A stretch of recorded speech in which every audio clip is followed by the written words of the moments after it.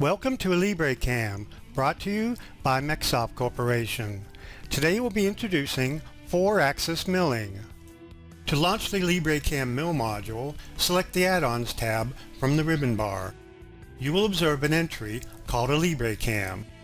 Select the mill entry and this will display the AlibreCAM browser as a separate tab next to the Design Explorer tab. Before starting any new CAM project, you should first perform the following startup checklist. For more detail on each of these items, you can refer to the 3-axis introduction companion video. Also, before learning 4-axis operations, it is recommended that you first become familiar with the setup and generation of both 2-axis and 3-axis operations. Introduction videos for both 2 and 3-axis are available. We will perform the following basic steps in machining this model. First, we will define the machine and the post-processor to use. Then, we will define the machining setup, including the stock geometry, material, and additional table rotation setups. We will then load a predefined tool library. Then we will generate our initial 3-axis horizontal roughing toolpath. We would then rotate our 4th-axis table 180 degrees and generate an additional 3-axis horizontal roughing toolpath. Then we will reset our 4th-axis table back to 0 and generate a 4-axis parallel finishing toolpath. Also, we will simulate and post-process each of our toolpaths. Let's start by defining the machine and the machine tool coordinate system to use for this job. From the Program tab, select Machine to display the dialog. Under the Machine Tool Coordinate System tab, select the World Coordinate System button. By default, the MCS or Machine Coordinate System is already aligned with the WCS or World Coordinate System, so this step is not required for this part. Now select the Machine Tool Definition tab. Under Machine Type, set the number of axes to 4-axis and set the configuration to table. Under 4th-axis parameters, set the rotary axis to +X and set the rotary axis angle limit to no limit. This means that our 4th rotary axis will extend along the center of our part in the positive X-axis with the ability to rotate a full 360 degrees. When this dialog is displayed, the 4th primary axis is indicated on the graphic screen.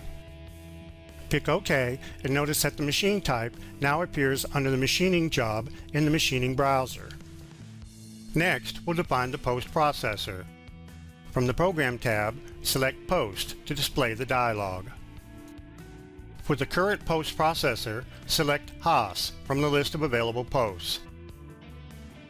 Then set the Posted File extension to NC. Other file extensions are available depending on your machine requirements. Pick OK and notice that the post type now appears under the machining job in the machining browser. Now let's define the machining setup. If there is no setup one listed under your machining job, the system automatically creates one when a work zero or an operation is generated. However, by default, the MCS or Machine Coordinate System is already aligned with the WCS World Coordinate System, so this step is not required for this part. However, in production, you can have multiple setups and assign different machining orientations for each. In this step, we'll define the raw stock from which to cut the part. From the Program tab, select Stock, and then select Box Stock from the menu to display the dialog. For the stock dimensions, we'll set the length to 9.75 and the width to 3 and the height to 3 also. Note that the stock dimensions you enter here are measured from the corner of the bounding box selected in this dialog. Pick OK and notice that the stock type now appears under the machining job in the machining browser. If the stock does not display on the screen, select the Stock Visibility icon located at the base of the machining browser. Once the stock model is created, you can move it in alignment with the part if needed. From the Program tab, select Align to display the dialog. We will be removing material from all sides, so for Z alignment, we'll select Center, and for XY alignment, we'll also select Center and then pick OK. The stock is now centered about the part. We can see that the height of the stock leaves extra room to cut the part from all sides. Next, we'll set the material for the stock geometry. From the Program tab, select Material to display the dialog. For material, select Wood from the list of available materials and then pick OK. The material texture is displayed in the stock simulation window. Select the Simulate tab and then pick Window to launch the simulation window. If the material texture does not display on the stock, select the Material Texture Visibility icon located at the base of the machining browser. Material texture is only for display purposes, and for this part, we will leave it toggled off. Now close the stock simulation window and select the Program tab. To save time, we will load a predefined tool library. Next to the Program tab, at the top of the machining browser, locate and select the Tools Machining Objects button. Selecting this button toggles the machining object's lower portion of the browser on and off. From the Tools tab in the Machining Objects browser, select Load Tool Library to display the File Open dialog. Select the predefined tool library file named 4-Axis Introduction Tutorial and then pick Open. The message says that 2 tools were added, and we see that a 1/4 inch flat mill and a 1/4 inch ball mill appear in the Machining Objects browser. If you double-click on one of the tools, you see it displays the Create Edit Tools dialog with its dimensions and speeds and feeds parameters already defined. We will be using the 1/4 inch flat mill for our horizontal roughing and our 1/4 inch ball mill for our 4-axis parallel finishing operation. Now, let's discuss our approach to machining this part. You can see that we have added a 1/4 inch cylindrical core along the center of the part that extends out the full width of the stock. This will serve to anchor the part to the stock during machining. You can also see that we have added a planar rectangle at the center line of our part on the XY plane. This will serve as containment for our 2 horizontal roughing operations. In our initial setup 1, we will use a 3-axis horizontal roughing operation to rough out the part from the top of our stock down to the center line. We will then create setup 2 that indexes our rotary table 180 degrees and then use a second 3-axis horizontal roughing operation to rough out the part from the bottom of our stock up to the center line. We use the terms top and bottom for display purposes only. The actual stock on the 4-axis CNC machine will be rotating along the x-axis. Once the second 3-axis horizontal roughing operation is complete, we will then create a setup 3 that will index our rotary table back to 0. Then we will program our 4-axis parallel finishing operation. During this operation, the rotary table will index a full 360 degrees to finish the entire part along the x-axis.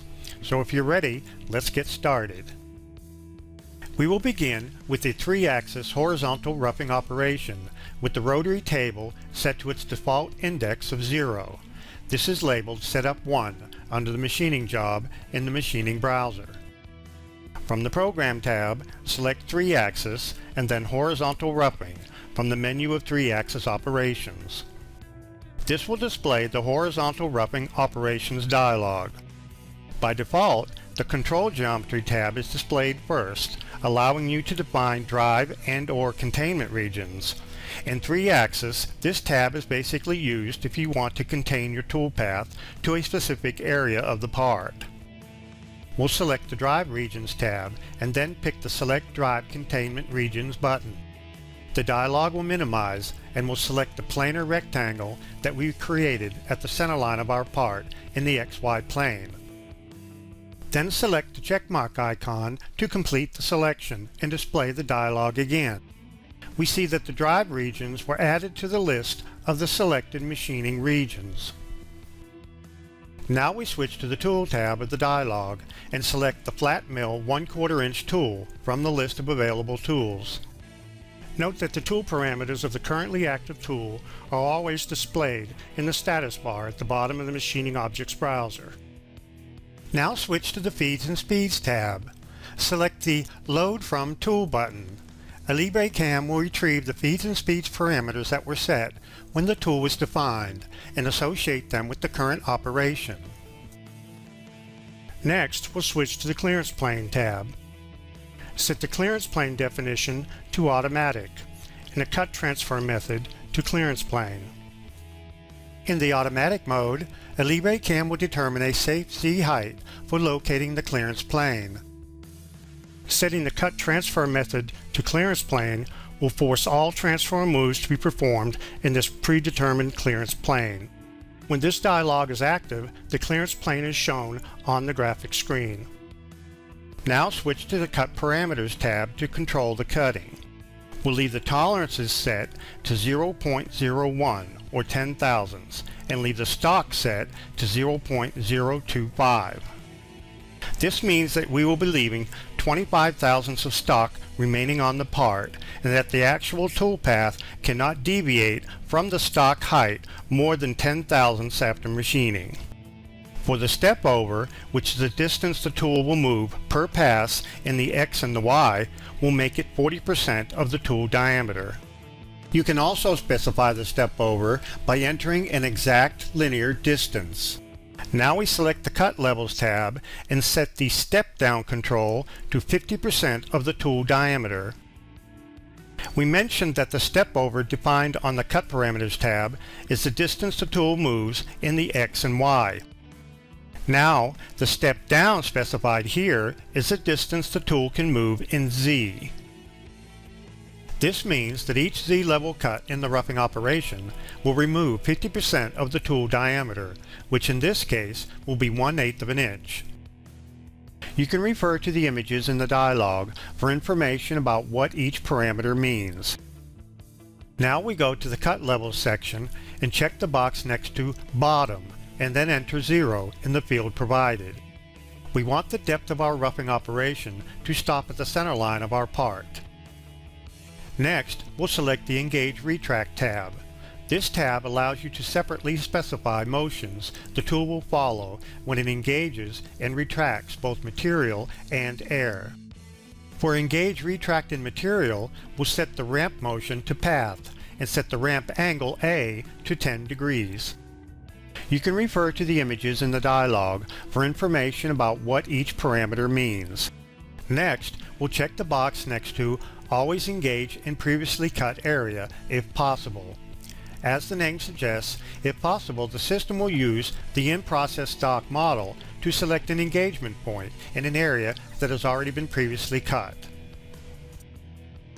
For Engage Retract in Air, we'll select Linear Extension D and enter a value of 0.275. This will extend the engagement point out from the part by 275 thousandths of an inch. Now we'll pick Generate to calculate the toolpath and display it on the graphic screen. Note that the display of the toolpath in the graphic screen can be turned on and off by selecting the toolpath visibility icon located at the base of the machining browser. The new toolpath can now be simulated to display the in-process stock model. Switch to the Simulate tab at the top of the machining browser, and then pick the window icon to open the stock simulation window. Select Preferences and then set the simulation model to polygonal and the simulation accuracy to fine, and then pick OK. Then, under the Preferences button, check the box next to Simulate by Moves. This will speed up the simulation. You can also adjust the slider to further speed up the simulation. Now we select the 3-axis horizontal roughing operation we just created and then pick Play to run the simulation. Then we can select the toolpath visibility icon from the base of the machining browser to turn off the toolpath and see the in-process stock model. If you don't want to wait for the entire toolpath, you can select Pause and then To End to calculate and display the entire toolpath simulation. Now select the window icon again to close the stock simulation window. Now with the part roughed out from one side, we will create a second setup to rotate the table 180 degrees so we can rough out the opposite side. From the Program tab, select Setup and then Rotate Table Setup from the menu of Setup Operations. This will display the Rotate Table Setup Operation dialog. For the table rotation angle, we'll enter 180. Select counterclockwise and then pick OK. You will see that Setup 2 was added to the machining job. You will also notice that the MCS triad on the graphic screen is now rotated 180 degrees about the x-axis. Now we'll use copy and paste to create a second roughing operation from the first. Select the horizontal roughing operation we just created under Setup 1. Now right-click on the selected operation and pick Copy. Now select Setup 2 that we just created, right-click and select Paste. This creates a copy of the operation and places it below Setup 2 in the machining job.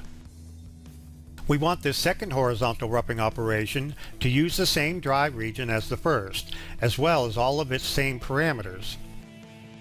So all we have to do is select the operation, right-click on it, and pick Regenerate. The new toolpath can now be simulated to display the in-process stock model. Switch to the Simulate tab at the top of the machining browser, and then pick the window icon to open the stock simulation window, and then pick Play. Then we can select the toolpath visibility icon from the base of the machining browser to turn off the toolpath and see the in-process stock model. As you can see from the in-process stock model, our part is now roughed out from both sides. Now select the window icon again to close the stock simulation window. Now with our roughing operation complete, we'll create a third setup and rotate the table back to 0 in preparation for our 4-axis parallel finishing operation. From the Program tab, select Setup and then Rotate Table Setup from the menu of Setup Operations. This will display the Rotate Table Setup Operation dialog. For the table rotation angle, we'll enter 0 and then pick OK. You will see that Setup 3 was added to the machining job. You will also notice that the MCS triad on the graphic screen is now rotated back to 0 degrees. Now we're ready to program our 4-axis parallel finishing operation.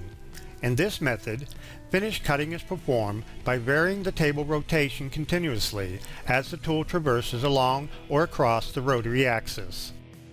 This method is similar to the 3-axis parallel finishing, except that the cutting is performed in 4-axis mode. From the Program tab, select 4-axis and then Parallel Finishing from the menu of 4-axis operations. This will display the 4-axis parallel finishing operations dialog. From the Control Geometry tab, select Remove All. We don't want any machining region selected. When you do this, the system considers the entire part as one continuous drive region. Now we switch to the Tool tab of the dialog and select the Ball Mill 1/4 inch tool from the list of available tools. Now switch to the Feeds and Speeds tab. Select the Load From Tool button.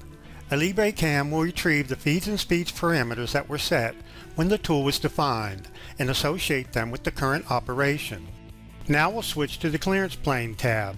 Set the clearance plane definition to Automatic and the Cut Transfer method to Clearance Geometry.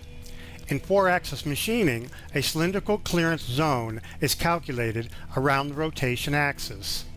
In the Automatic mode, the system will determine a safe Z height for locating the clearance cylinder. Setting the Cut Transfer method to Clearance Geometry will force all transfer moves to be performed in this determined clearance cylinder. When this dialog is active, the clearance cylinder is shown on the graphic screen. Now we'll switch to the Cut Parameters tab to control the cutting.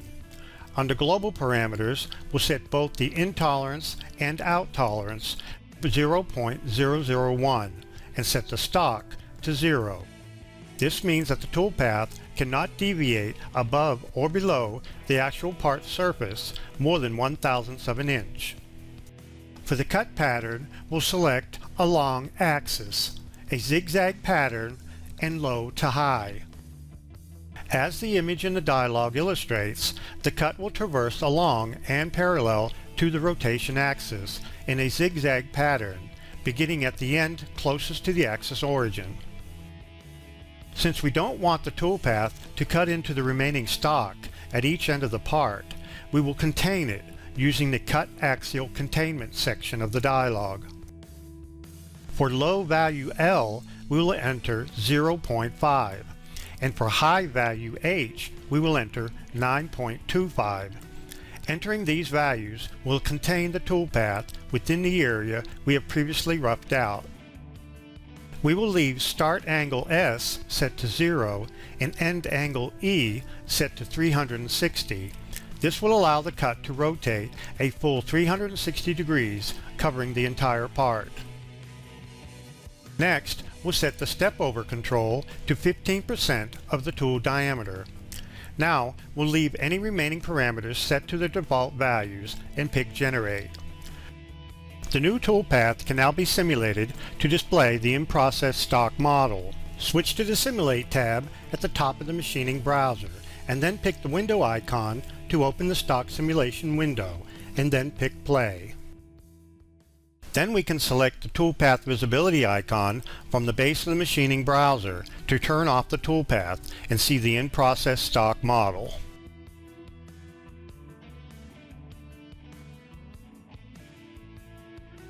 Now select the window icon again to close the stock simulation window.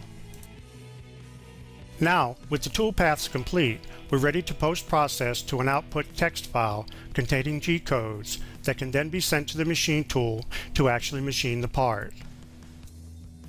Now, switch back to the Program tab. To post all setups in one G-code file, select only the machining job at the top of the machining browser, and then right-click and select Post All. This will post-process all setups and all operations created under the machining job. By default, the part file name is used as the G-code file name. Also by default, the posted G-code file is saved in the folder where the file was last saved. Now pick Post, and the G-code file is displayed in Notepad, where it can be viewed or edited manually. Now close Notepad. Here are some additional selection techniques you can use. When your machining job contains multiple setups, you can select any setup, right-click and select Post to post only that setup. While holding the Control key down, you can select multiple operations and then right-click and select Post to post only the selected operation. This completes our introduction to 4-axis milling with the AlibreCAM, brought to you by MecSoft Corporation. For further assistance, you can visit the online help supplied with the program or visit www.mecsoft.com for additional tutorials. Thank you.